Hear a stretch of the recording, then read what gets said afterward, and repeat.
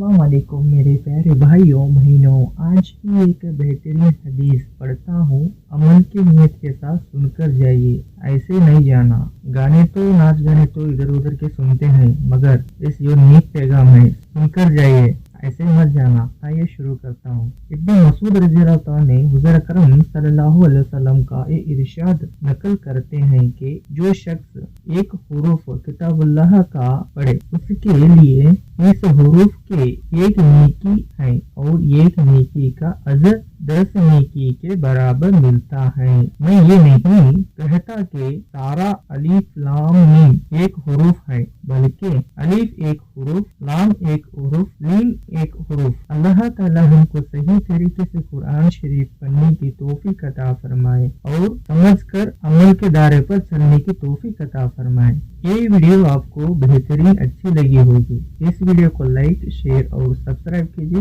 ताकि इसी तरह की आपको नेक पैगाम मिलती रहे। आइए अगली वीडियो में मिलते हैं। जज़ाकल्लाहु खैर।